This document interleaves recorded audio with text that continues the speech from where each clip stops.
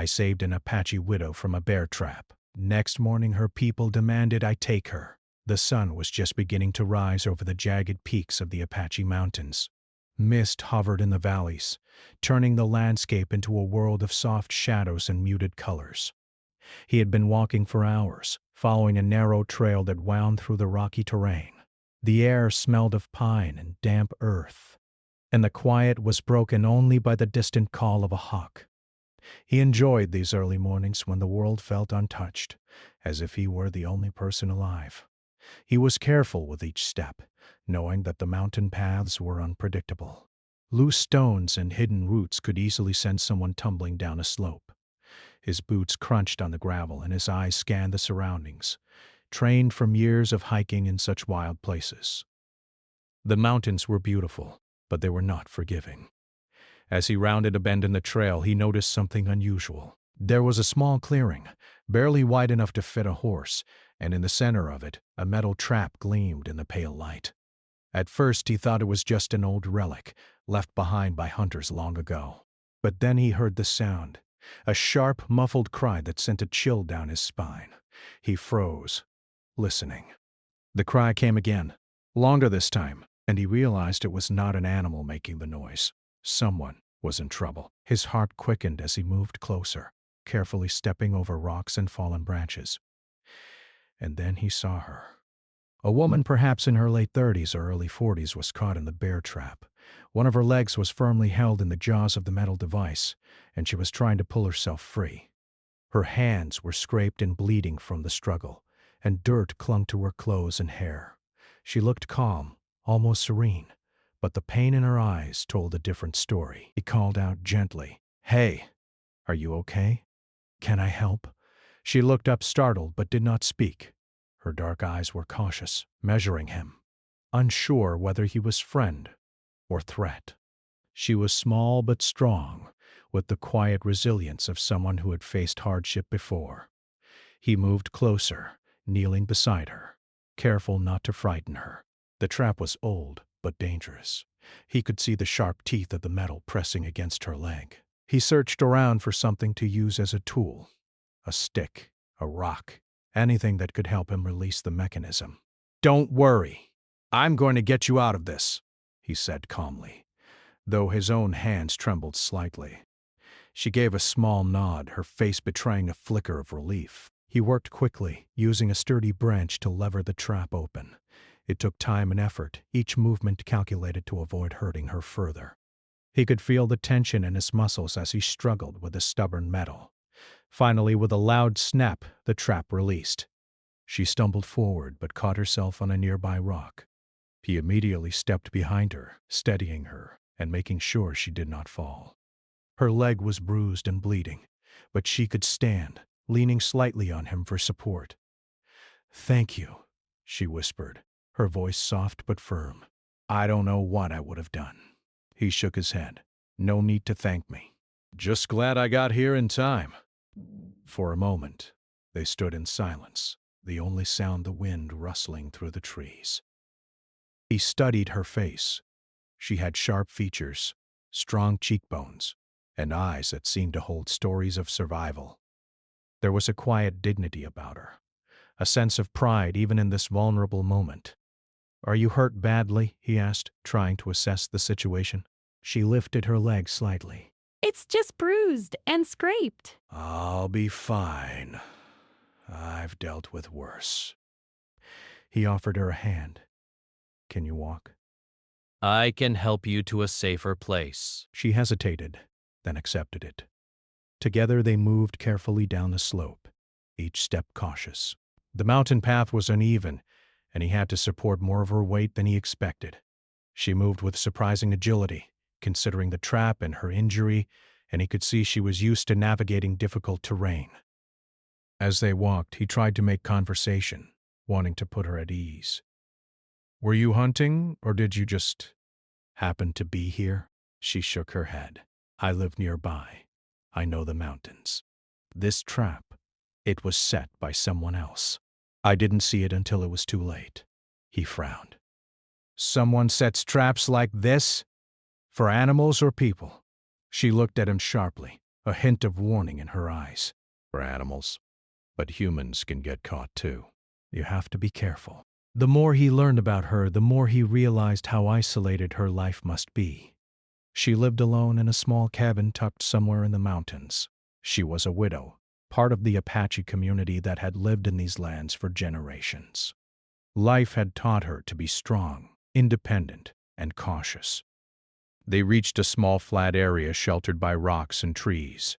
He helped her sit down and examined her leg. It was swollen, but nothing seemed broken. He tore a strip from his shirt to make a temporary bandage, wrapping it gently around the wound. She winced, but did not complain, her expression calm and composed. "You're brave," he said quietly. "Most people would have panicked." She gave a faint smile. "Bravery is a luxury. I prefer to stay alive." He chuckled softly, impressed by her pragmatism. There was something about her that was both inspiring and humbling. She had survived a trap that could have ended badly, and she carried herself with quiet strength. They rested for a while, watching the mist rise and swirl through the trees. The sun climbed higher, casting golden light across the rugged terrain. Birds called to each other, and the forest seemed alive with sound. It was peaceful, but there was an unspoken tension in the air. She knew he had saved her, and in their world that carried weight. "I should go back," he said eventually, realizing that lingering could make her uneasy. She shook her head. Not yet. "I can't walk far in this condition." He nodded. "All right. You can rest here while I make a small camp nearby. I'll make sure you're safe until you can move." She did not protest, and he understood that trust had been established in those few tense moments of the morning. They were strangers, yet circumstance had forced them into a fragile bond. As he set up a small fire, she watched silently, the flickering flames reflecting in her dark eyes. He felt a strange mix of emotions, relief that she was safe, awe at her resilience, and curiosity about her life. He wondered how she survived alone in such harsh terrain, and what stories she carried with her. The morning passed slowly. They shared a simple meal he had brought along, and the conversation was sparse but respectful. She revealed little about herself, only that she was a widow and lived quietly among her people. He respected her privacy, sensing that she would only share when she felt ready. By the time the sun reached its peak, the forest was alive with movement. Squirrels darted through the trees, and the distant sound of a creek provided a calming rhythm.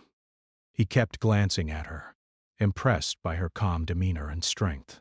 She was a survivor, someone who had faced danger and hardship and still retained her dignity. As they settled into the quiet of the morning, he realized something profound. This was not just a chance encounter. Saving her had brought him into a world he did not fully understand, a world of tradition, resilience, and courage. And though he did not know it yet, this morning would set the stage for events that would challenge his understanding of responsibility, honor, and trust in ways he could never have imagined. For now, though, he sat beside her, keeping watch, knowing that the mountains could be unforgiving, and that the woman he had saved had already faced more danger than most could imagine. And in that quiet, misty morning, a bond was quietly forming, one that neither of them fully understood, but that would shape the days to come. The sun climbed higher, warming the rugged terrain and turning the morning mist into thin wisps that floated among the rocks. He had built a small fire nearby, careful to keep it contained in a circle of stones. The crackling flames sent up small sparks that danced in the light breeze. She sat on a flat rock, her legs still bandaged, watching quietly. There was no rush, and yet the silence between them felt full of meaning. He glanced at her occasionally, curious about her life, about the strength that seemed to radiate from her even in a moment of vulnerability. "Do you want some water?" he asked, holding out a canteen. She accepted it with a nod, sipping slowly, her eyes never leaving the trees that surrounded them. He noticed the way she scanned the area, as if aware of every sound, every movement. She was cautious but not fearful, just careful. He admired that. "You've been alone here for long?" he asked gently, not wanting to pry too much. Her gaze softened slightly, but she did not answer right away. "A long time," she said finally. I learned to live like this. The mountains, they teach you things. You have to be careful, you have to be strong. He nodded, trying to imagine the life she described. To live alone, surrounded by vast, rugged wilderness, relying on nothing but yourself. It was a kind of courage he had only read about. And yet, she carried it lightly, as though it were natural. He offered her some of the food he had brought along, a small package of dried meat and bread. She accepted it politely, breaking off a piece and chewing it slowly. They ate in silence, the sounds of the forest filling the space between them. The wind through the trees, the distant call of a bird, the soft gurgle of a nearby stream. After a while, he spoke again. You must get around a lot on your own. Hunting, gathering, taking care of yourself. She gave a faint smile. I do what I have to.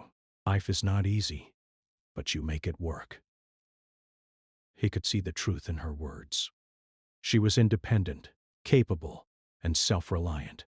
It was rare to meet someone with such quiet strength, and he felt both respect and admiration growing within him. Do you ever get lonely? He asked, almost hesitantly. Her eyes flickered briefly toward him, but she did not answer immediately. When she spoke, her voice was calm and steady. Lonely? Maybe sometimes. But the mountains are my company. They teach you patience, and they make you strong.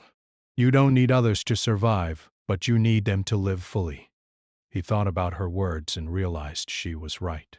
Survival was one thing, living was something more, and she had clearly mastered both, despite the hardships she had faced. As they talked, he noticed her wince slightly when she shifted her leg. He instinctively reached out. Careful, he warned. That leg is still tender. She shook her head. I'll be fine. I'm used to pain. He smiled faintly, impressed by her resilience. Most people would have panicked in that trap, he said softly. She looked at him steadily. Panic doesn't help. You either fight or accept. I fight. There was a quiet understanding in that moment, a bond forming between them without words. He realized that saving her had been more than just an act of kindness. It had connected him to someone whose life was vastly different from his own, yet who shared a similar strength of spirit. As the morning passed, he began to help her adjust. He found a few sturdy branches and fashioned a simple support for her legs so she could stand and move without putting too much pressure on it. She accepted his help without hesitation, recognizing his intentions were good. Together, they practiced walking a few steps, careful and deliberate. Each movement was slow, but she surprised him with her balance and determination. You move well, he said encouragingly. Better than I expected. She gave a small, wry smile. I have to. The mountains don't forgive mistakes. He laughed softly, imagining the countless dangers she must have faced on her own. Steep cliffs, sudden storms, wild animals, and the hidden traps left by hunters. Each obstacle would have tested her courage and skill. As they continued, he noticed she often paused to look around, her eyes sharp and alert. She had a way of noticing things others might miss. A rustle in the bushes, a broken branch, a faint animal track.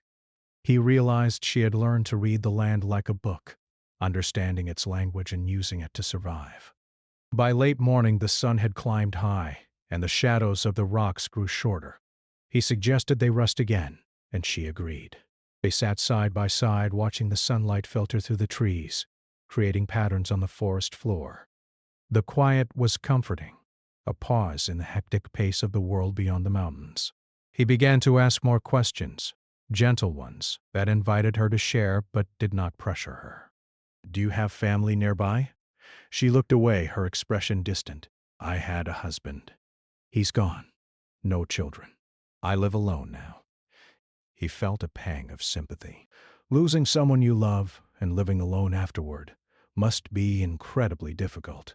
Yet she did not seem broken, just shaped by her experiences, stronger because of them. I'm sorry, he said quietly.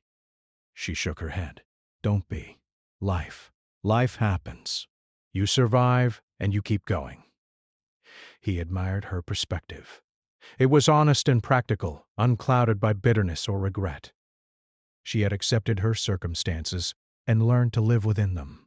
There was a strength in that, a kind of courage that came from facing life head-on without complaint. They spent the rest of the morning moving carefully through the trees, making sure she was comfortable and safe. He offered support whenever she needed it, and she accepted it with quiet gratitude. The trust between them was growing, fragile but real. As the sun reached its highest point, he began to notice small signs of her life in the mountains. A carefully constructed shelter made of branches, a small area cleared for a fire, tracks in the dirt showing where she had gathered water or food. Each detail told a story of self-reliance and skill. He realized that she had not just survived here. She had built a life, one step at a time, with intelligence and care. "You live well," he said, finally impressed. "Better than most could in such a place." She shrugged, a modest gesture. "I do what I can. Life in the mountains is hard, but it gives you freedom. I prefer this to being trapped in a town where people do not understand you." He nodded, understanding her words. There was a certain peace in living close to nature, in relying on your own strength and knowledge. But he also understood the loneliness, the constant vigilance required, and the physical and emotional toll it must take. They paused near a small creek, and he helped her rest while she drank. He could see the muscles in her arms and shoulders, toned from years of climbing, lifting, and surviving. She was clearly strong, not just in spirit, but in body. "You must be careful," he warned again. "The mountains can be beautiful, but they are dangerous." She smiled faintly. "I know, and I respect them. That's why I survive." By the time the afternoon sun began to dip toward the horizon, he realized how much he had learned from her already. This woman, caught in a trap that could have ended badly, had faced the dangers of the wilderness and emerged unbroken. She had shown courage, patience, and intelligence, qualities that were rare and valuable. As they settled near the fire for the evening, he felt a sense of connection that went beyond words. They had shared a morning of hardship, quiet conversation, and mutual respect. He understood that this was only the beginning of something more, an experience that would challenge him, teach him, and perhaps change the way he saw the world. The sun set behind the mountains, painting the sky in shades of gold and red. The air cooled, and the forest grew quiet, save for the occasional rustle of a small animal. He tended the fire carefully while she sat nearby, her leg elevated and bandaged. "You have a strong spirit," he said softly, almost to himself. She looked at him, her dark eyes meeting his. "You are kind," she replied simply. "Most would have passed by. You did not. That matters." He felt warmth in his chest, not just from the fire, but from the acknowledgement. In that moment he realized that the day had been about more than rescue. It had been about trust, respect, and human connection. And though the path ahead was uncertain, he felt ready to face it. Alongside this remarkable woman who had survived so much and yet remained strong, wise, and unbroken. Night fell, and the stars began to twinkle in the clear mountain sky. The fire crackled, and the two of them sat quietly, each lost in thought. Tomorrow would bring challenges, but for now, there was safety, understanding, and a shared moment of peace. And in that quiet evening, a fragile bond was formed. One that neither of them fully understood yet, but one that would shape the days to come. The next morning, the first light of dawn crept over the jagged peaks, painting the mountains in soft shades of pink and gold. He had been awake for a while, tending the small fire they had kept burning through the night. The air was crisp and fresh, carrying the scent of pine, earth, and wildflowers. Birds chirped in the distance, and the faint sound of a flowing stream added a gentle rhythm to the morning. He glanced at her, still resting on the rock, her leg elevated and carefully wrapped. She had slept lightly, as if accustomed to the noises and movements of the wilderness. Even in the quiet hours of the morning, there was a calm strength about her that was impossible to ignore. He was reaching for his water canteen when he noticed movement on the ridge above them. At first he thought it might be animals, but the figures were too deliberate, too organized. He squinted, trying to make out what they were, and his heart skipped a beat. A small group of people was descending toward them. There were 6 or 7 of them, dressed in traditional clothing, moving with the quiet confidence of those who knew the land well. He recognized the patterns and colors of their garments. They were Apache. His mind raced. "Who are they?" he whispered, more to himself than to her. She opened her eyes slowly, following his gaze. Her expression did not show fear, only recognition and a quiet resolve. "They are my people," she said softly. "They came for me." He stood quickly, unsure of what to do. He had expected gratitude or perhaps a simple acknowledgement from her tribe, but not this. There was something in the way they moved, a certainty that made him tense. They were not here to argue or discuss. They were here to claim responsibility, and he was caught in the middle. The group approached, and the tallest among them, an older man with weathered skin and sharp eyes, stepped forward. His presence commanded attention, and there was an unspoken authority in his stance. He stopped a few feet away, his gaze fixed on the woman. "You saved her?" the man asked, his voice steady but firm. "Yes," he replied cautiously. "She was caught in a trap, and I—" The man held up a hand, cutting him off. "I see.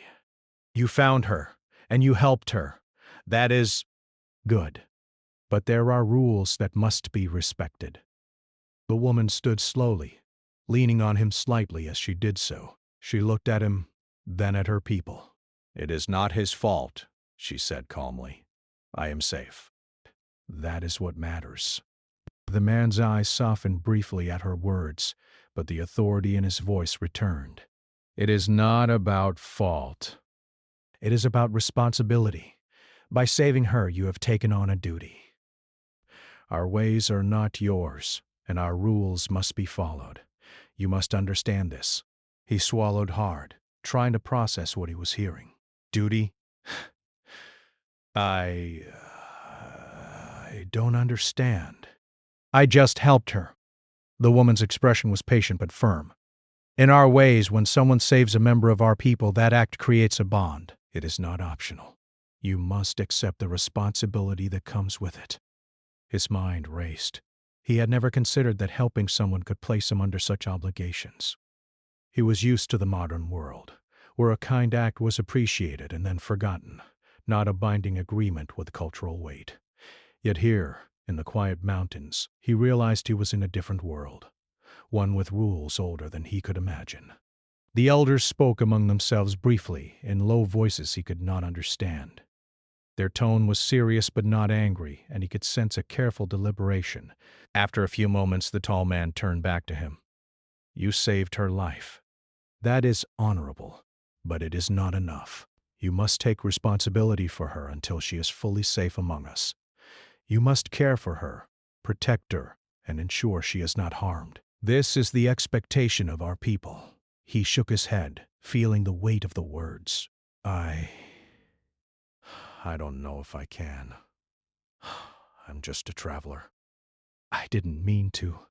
The woman stepped forward, placing a hand lightly on his arm. "You already did the right thing.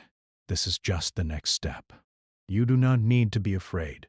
It is about trust, and you have earned it." He looked at her, seeing the quiet strength in her eyes once more. There was no fear, no hesitation, only calm acceptance. He realized that she trusted him, and that trust mattered more than anything else. The elder continued, his voice firm but not unkind. "You will not harm her. You will not fail her. If you agree, we will respect you. If you refuse, it will bring dishonor. You understand what this means?" He nodded slowly, taking a deep breath. "I understand," he said finally. The woman smiled faintly, a small gesture of relief. "It is okay," she said. "We will get through this together." The elders nodded, satisfied. One of the younger members of the group approached, carrying supplies, fresh water, dried meat, and blankets. "For her recovery," the young man said simply. He helped the woman with the supplies, making sure she was comfortable. She thanked him quietly, and he realized that this moment of cooperation was the first step in a complex dance of culture, respect, and trust. As they prepared to move, he noticed the woman scanning the surrounding mountains. Her eyes were sharp, alert, taking in every detail. He realized that she was not just cautious. She was aware of the world in a way he had never experienced. Every movement, every sound mattered. "Are we leaving soon?" he asked gently. "Yes," she replied. "We must travel carefully. My people are strong, and they will protect me, but the mountains are still dangerous. You must follow my lead."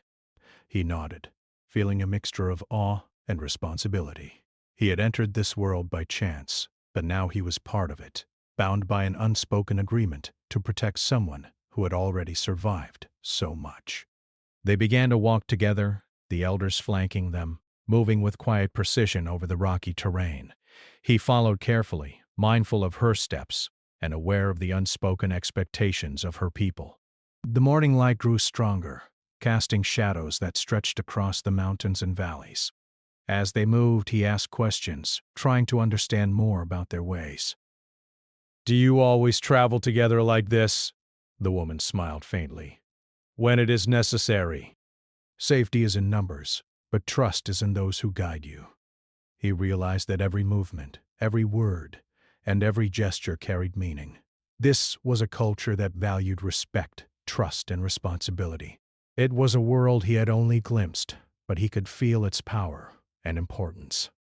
At one point, they paused near a stream to rest. The woman carefully dipped her bandaged leg in the cool water, wincing slightly, but showing no complaint.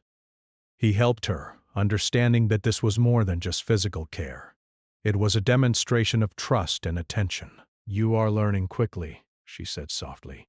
"You may not understand everything, but you are willing to try. That is important." He smiled, humbled by her words. "I want to do right by you." "I don't want to fail." "You won't," she replied.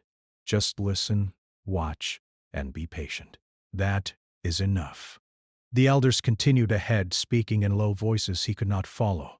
They seemed satisfied with his presence and behavior, and he realized that his actions would be judged not by what he said, but by what he did. As they moved deeper into the mountains, he began to notice the rhythm of their journey. Every step was measured, every movement deliberate. There was no rush, only careful, thoughtful travel.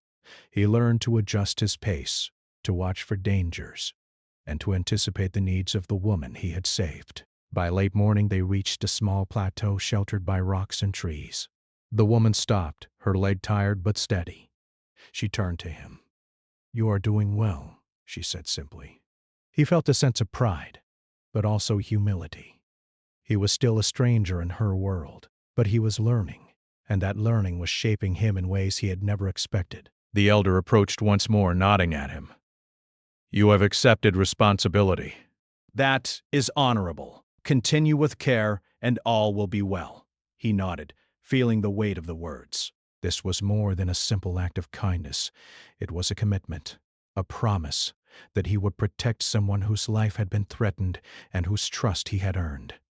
The woman looked at him, her dark eyes calm and steady. "We are ready to move," she said.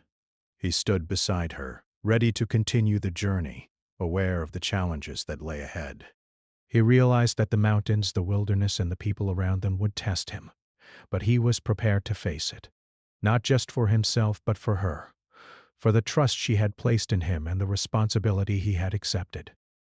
As they began moving again, the sun climbed higher, casting light on the rugged terrain and highlighting the strength and resilience of the woman he had saved.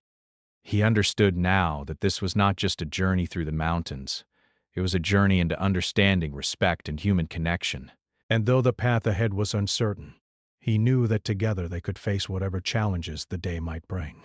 The sun was climbing higher in the sky, casting golden light across the rugged Apache mountains. The air was crisp and cool, carrying the scent of pine and earth.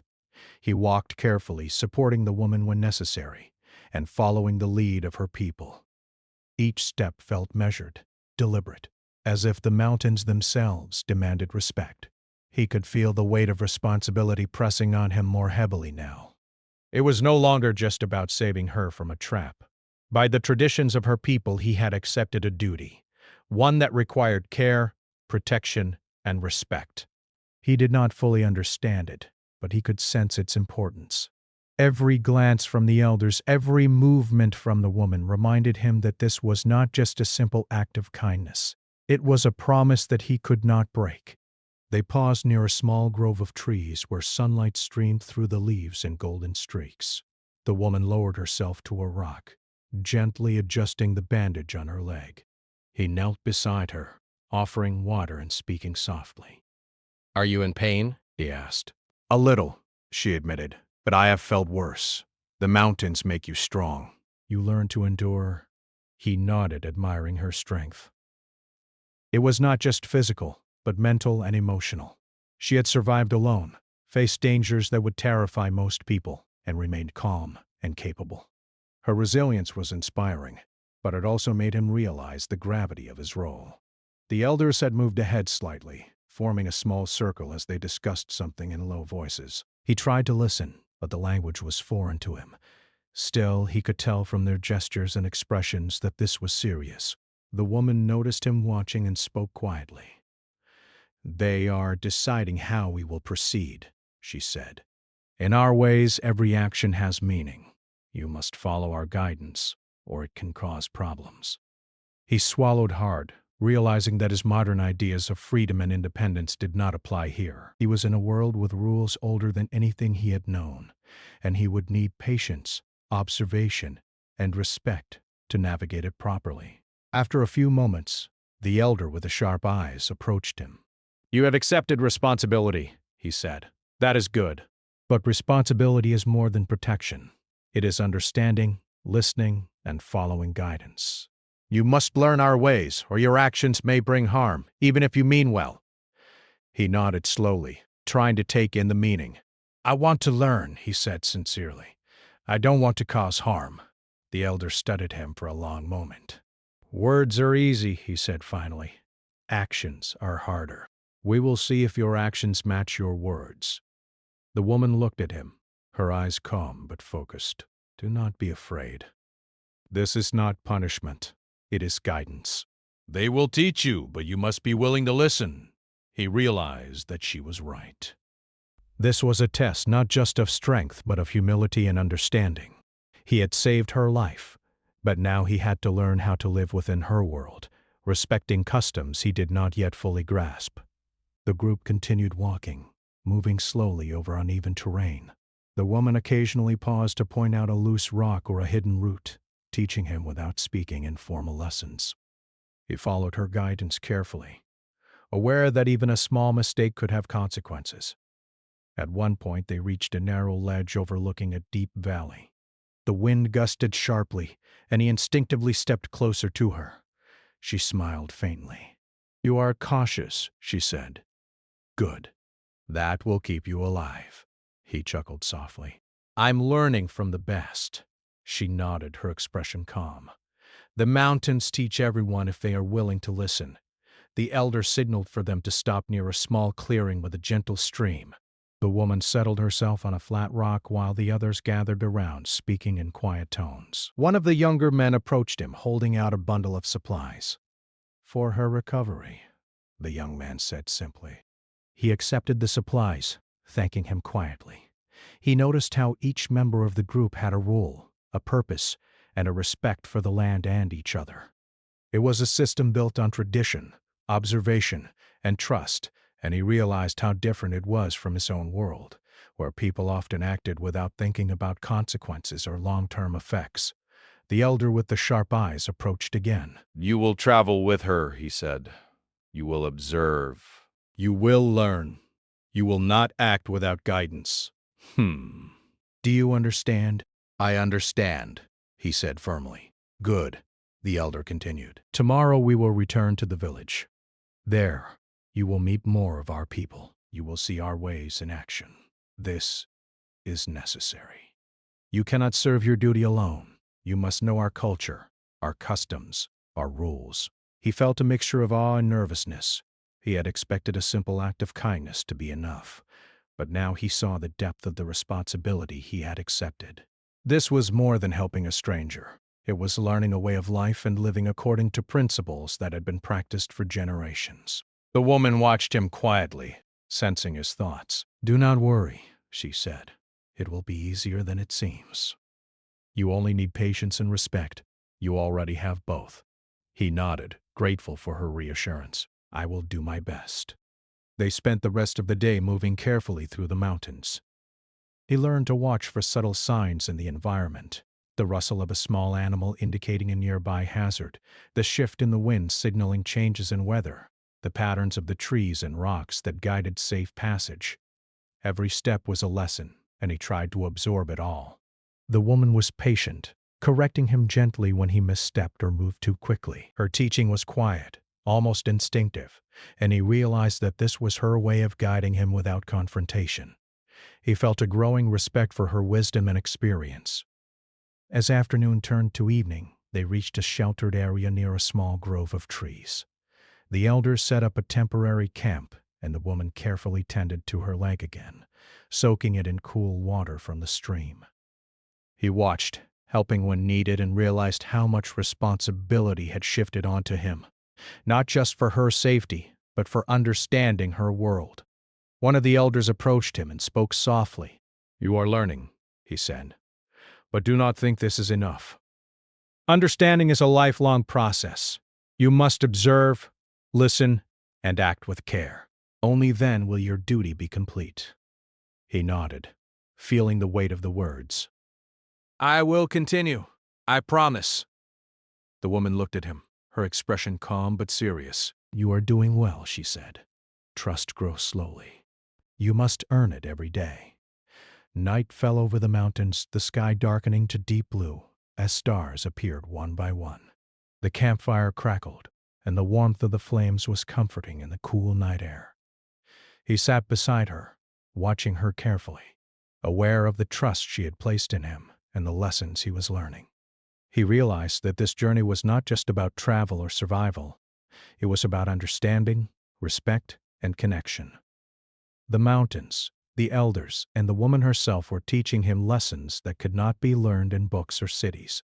These lessons were rooted in experience, observation, and honor.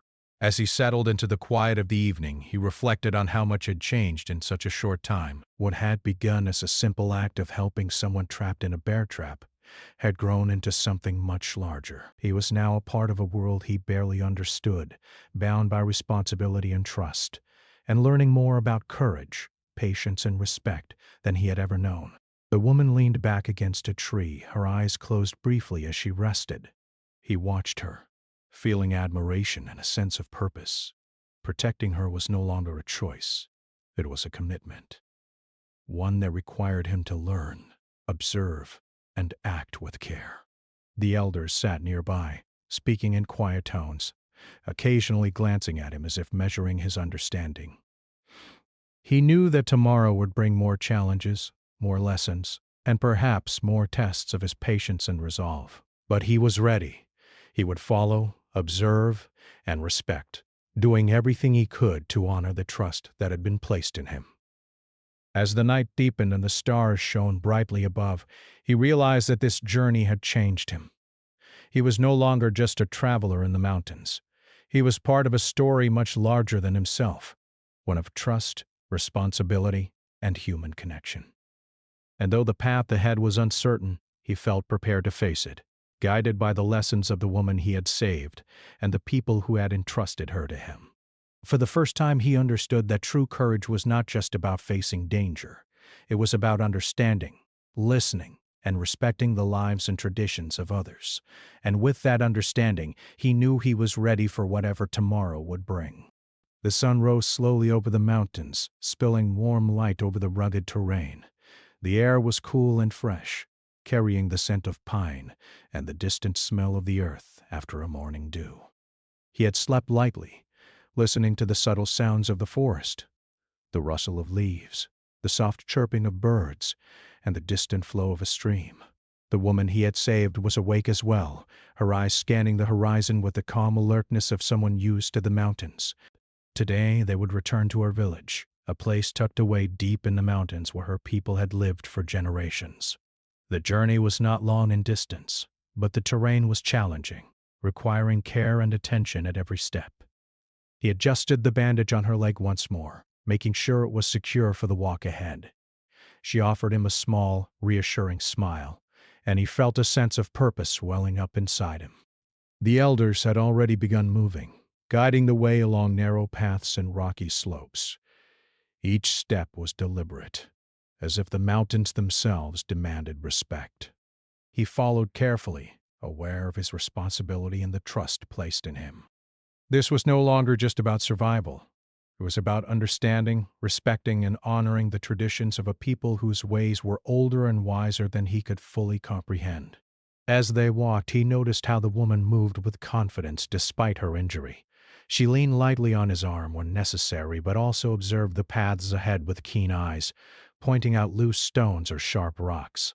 Every gesture, every instruction she gave was filled with quiet authority. He realized that this was not just a journey of physical movement. It was a journey of learning, of observing, and of understanding the world from her perspective. "Your people are amazing," he said quietly, trying not to interrupt their pace. "The way you all move, work together, it's incredible." She glanced at him, a faint smile on her lips. "It is a way of life. We depend on each other and on the land. Everything has meaning, if you know how to see it." He nodded thoughtfully. It was true. He had never felt so aware of the world around him. Every sound, every shadow, every movement of the wind seemed important. The mountains were alive, and the people living here had learned to listen, to watch, and to act with care. He felt humbled by their knowledge and wisdom, and he understood that his role was not just to protect her, but to honor these ways. As the day progressed, they paused at a small clearing near a stream. The woman carefully washed her bandaged leg, wincing slightly but showing no complaint. He assisted her gently, aware of how fragile trust could be and how easily a mistake could undermine it. The elders watched quietly, their expressions unreadable, but he could sense approval in their calm observation. One of the younger men approached him, carrying a bundle of fresh food and water. "For your journey," he said simply. He accepted the supplies, nodding with gratitude. "Thank you. I will make sure she has what she needs." The woman looked at him, her eyes reflecting a mixture of warmth and respect. "You have learned well," she said softly. "Not everything can be taught with words. Some lessons must be lived." He realized she was right. The morning had been filled with lessons he could not have understood without being part of this journey. Lessons of patience, observation, humility, and respect. And though the journey had been challenging, he felt a quiet pride in how far he had come. As they continued, he noticed the landscape gradually change. Trees grew taller, the air felt fresher, and the distant sound of voices carried on the wind. They were approaching the village, a cluster of small homes nestled in the folds of the mountains. Smoke rose from a few chimneys, and the sight filled him with a sense of anticipation. The elders signaled them to stop just outside the village.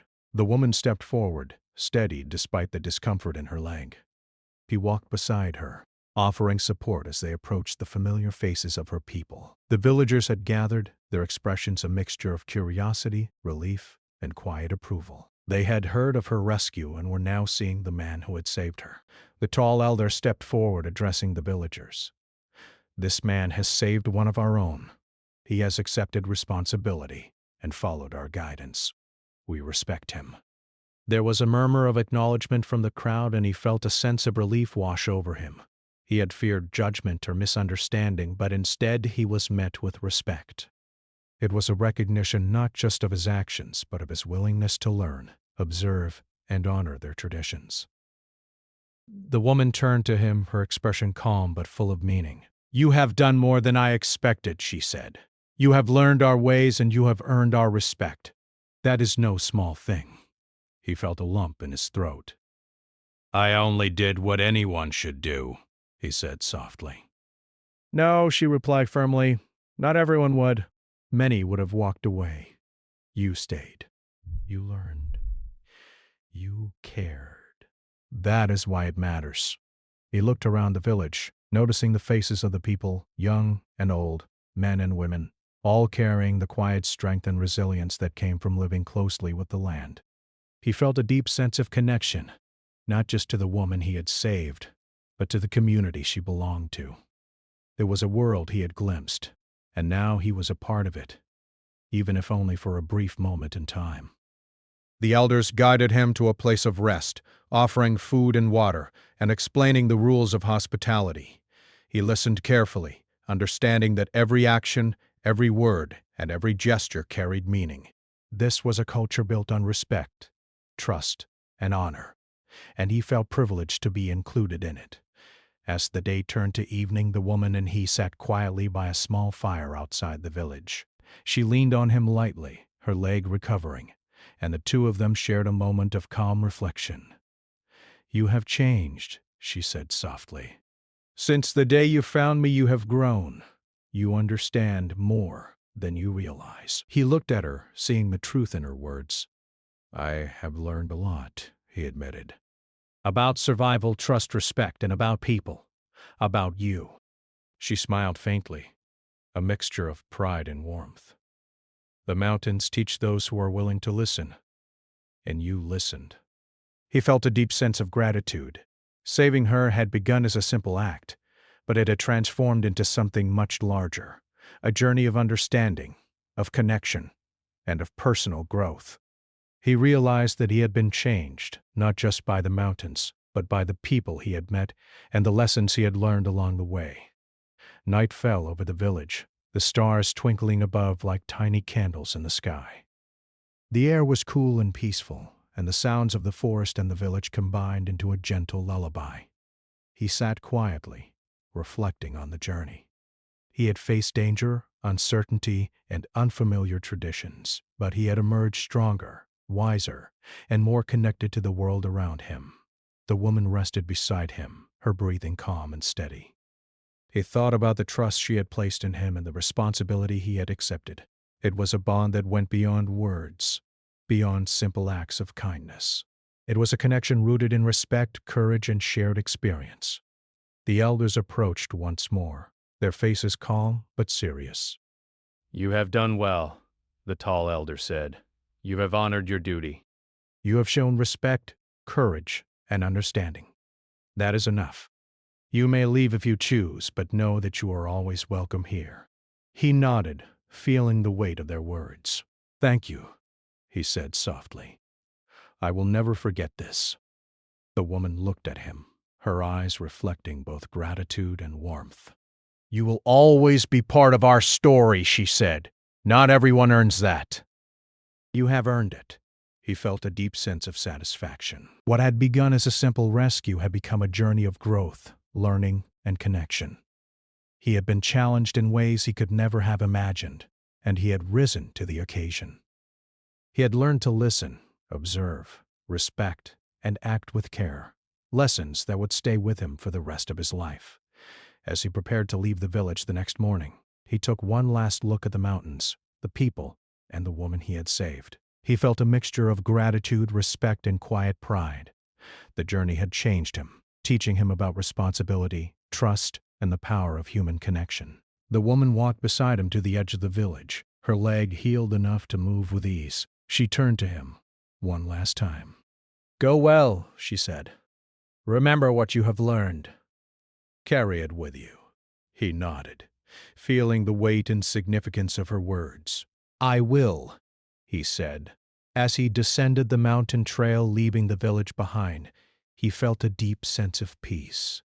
He had entered this world as a stranger, faced challenges he could not have imagined, and emerged not just as a survivor, but as someone who had grown, learned, and connected in ways that would shape him forever.